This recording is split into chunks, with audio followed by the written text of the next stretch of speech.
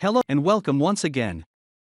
In this video, we are going to have a quick review of what we've learned so far in the previous lesson, the anatomy of a workbook.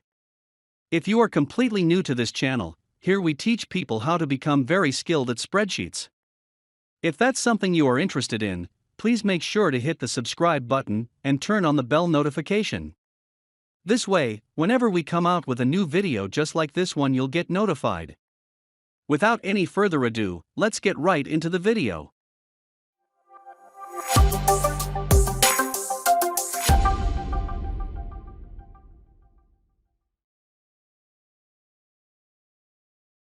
When you open Excel, the first thing you'll see at the top center of the screen is the name of the workbook. Recalling from the previous lecture, I mentioned that an Excel file is referred to as a workbook. And at the top here is where you can see the name of the workbook you're currently working on. Moving over to the top left-hand side of the screen, you also have the Quick Access toolbar. That's this area right here. By default, the Quick Access toolbar only displays a few icons. Currently, you have the Save icon, which you can use to save your work.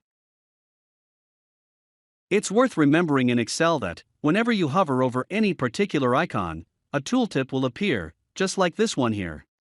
That gives you a clue as to what this icon actually does. If there is a keyboard shortcut, that will also be displayed in the tooltip. As you can see, this icon right here is the Save function. And you can click on that anytime you need to save your work. There's the Undo button, which is very useful if you make a mistake when you're entering data or formulas. Immediately to the right of the Undo button, you can also see the Redo button. If you decide that you actually liked what you just did, and it wasn't a mistake after all, just click on the Redo button. That will restore you to the action that you just undo. Moving over to the top right-hand side of the screen, you can see that you have these little items. The first one is the Sign In button. What it does is to let you sign into Microsoft Excel, so that you'll be able to save your work online. If you are already signed in, what you will see here is your profile name. You may also see your profile picture depending on the version of Excel you currently have. The next item you have here is the ribbon display options. You can click on that to auto-hide the ribbon or show tabs and commands. Immediately to the right of that, you also have the Minimize button, which when clicked on, will make this workbook disappear to the toolbar at the bottom. Let me just show you that now. If you click on this, the Excel window will disappear. You haven't lost the work. It's still there. To bring it back, you can just come down here to the toolbar, hover over it with our mouse. You can either click the little picture that's just popped up above the toolbar, or you can click the Excel icon in the toolbar. And the workbook is fully restored. Next to the Minimize icon, you have the Restore Down and Maximize button. If you restore down, as you'll recall, this shrinks Excel so it doesn't occupy the full screen. And immediately to the right of that is the Close button that closes Excel. Don't worry if you hit that accidentally. If you haven't saved your work, it will give you an option to save your work before you finally close the file.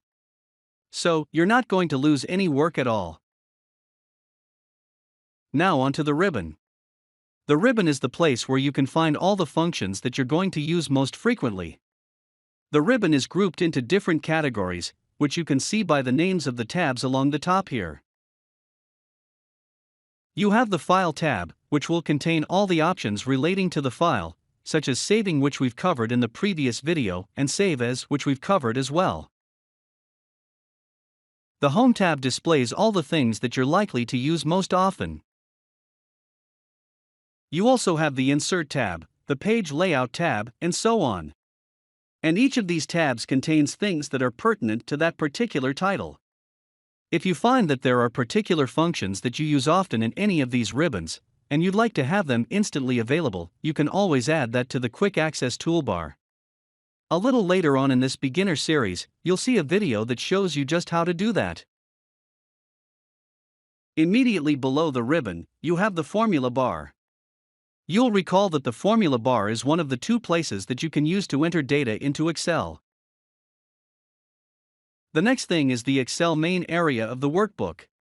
It is the area that you can see highlighted. This is the worksheet area, and this is where you'll be doing most of your work in Excel. And the worksheet area is made up of multiple cells. Those are these little white rectangles that you see in this main area.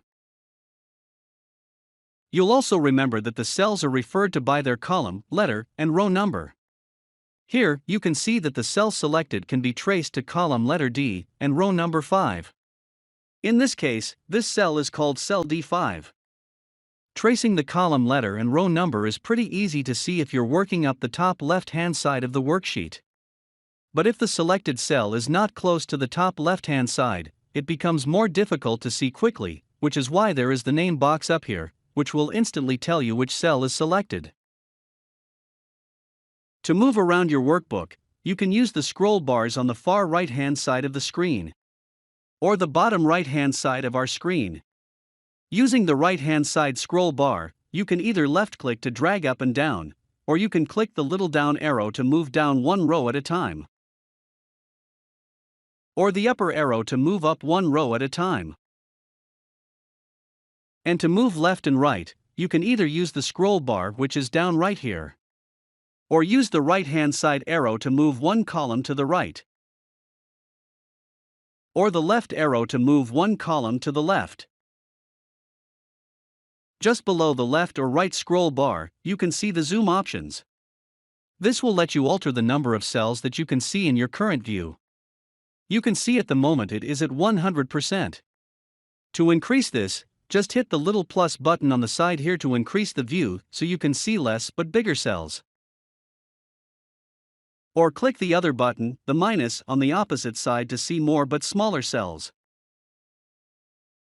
Alternatively, you can hold this little bar here, hover over it, then click with your mouse and drag left or right until you get a view that you're happy with. And finally, there are worksheets. And you can see down here that this workbook currently has only one sheet, which is named Sheet 1. To add new sheets to your workbook, just click this little plus button here. You can keep adding sheets to the current workbook as many times as you want to. And that's it. That was a quick review of our previous lesson, the anatomy of a workbook.